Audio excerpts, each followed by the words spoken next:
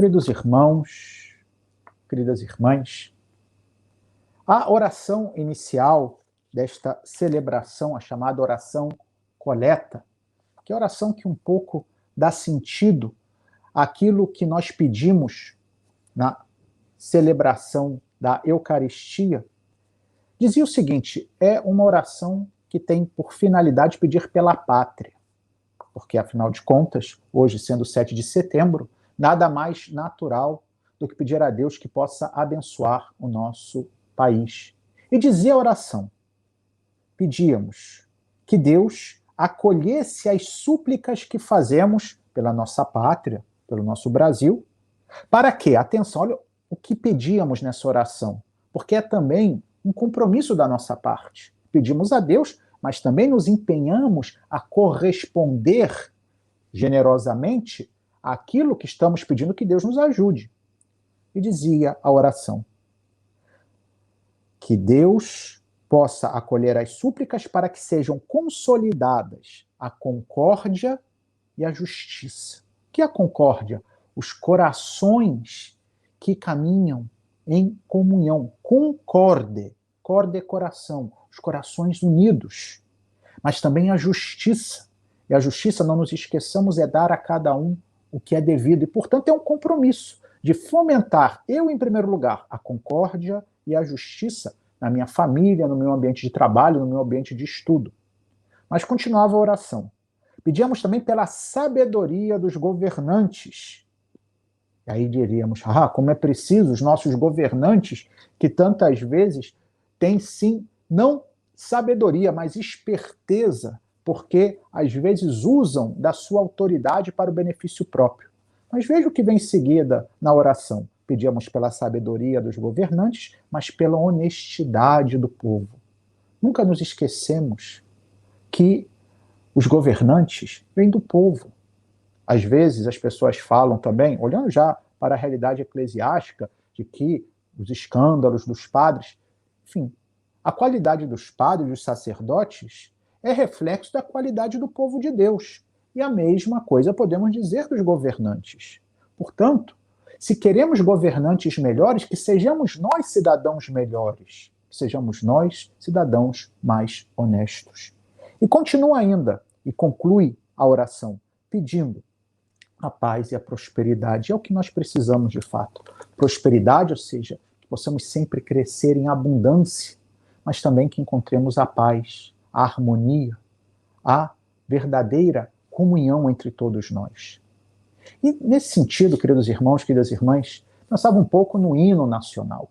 Eu não quero aqui fazer uma apologia do hino, até porque, historicamente, ele tem uma tendência que trata de exaltar a pátria para além daquilo que convém, afinal de contas, dizem, né, o texto do nosso hino nacional, a pátria adorada, idolatrada, e nós sabemos que idolatrar significa algo que somente a Deus podemos oferecer, mas independentemente disso, até porque o nosso hino é muito bonito e responde a uma situação histórica, mas alguns aspectos da letra que podem nos ajudar até do ponto de vista espiritual.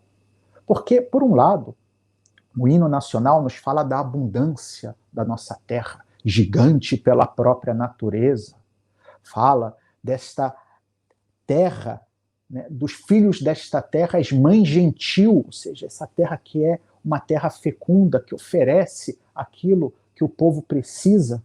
Falamos também, né, dos nossos bosques que têm mais vida, do cruzeiro estrelado que brilha sobre as nossas cabeças, no nosso céu.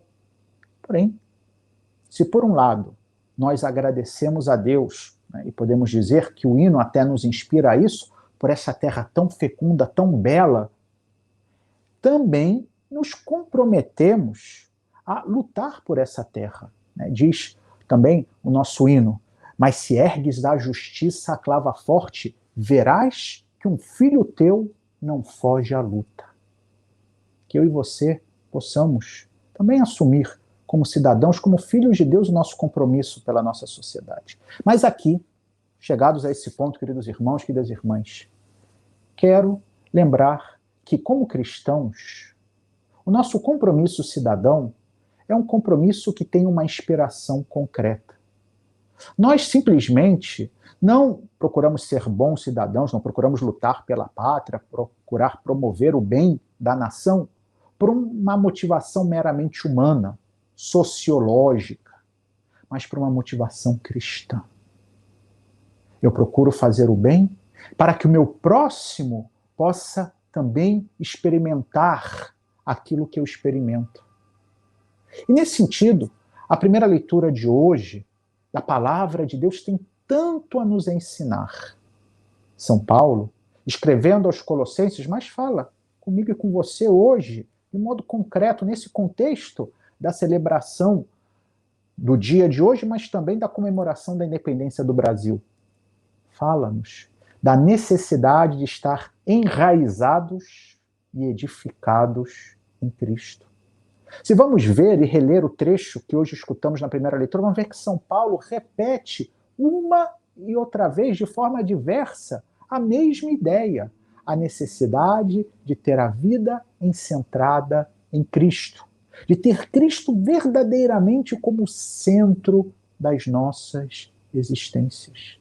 E quando não é assim, queridos irmãos, queridas irmãs, até mesmo os nobres sentimentos pátrios, até mesmo o desejo de servir com patriotismo à nação pode se perverter, pode se converter numa ideologia, pode se converter em caminho de ódio, de violência. Ao contrário, quando eu estou edificado, quando eu estou enraizado em Cristo, os excessos não serão para mim um perigo, porque a minha meta, no final das contas, é fazer não aquilo que os governantes, não aquilo que a cultura diz, mas aquilo que Deus me pede.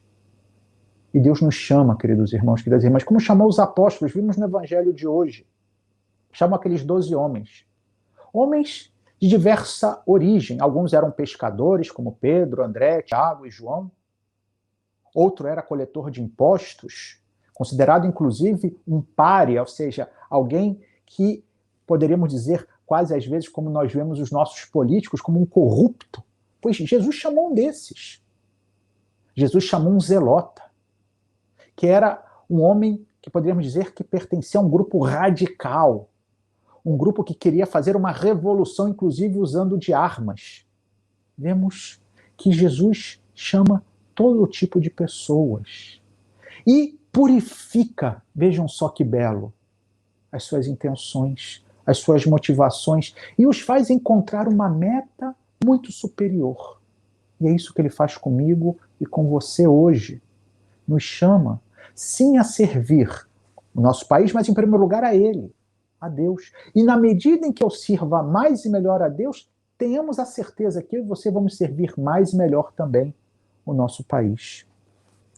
O Salmo responsorial de hoje dizia no seu refrão: o Senhor é muito bom para com todos. E é verdade.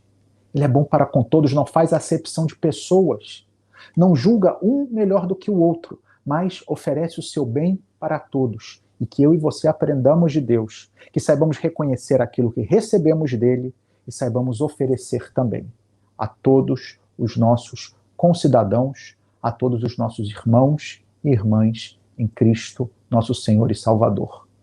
Louvado seja nosso Senhor Jesus Cristo, para sempre seja louvado.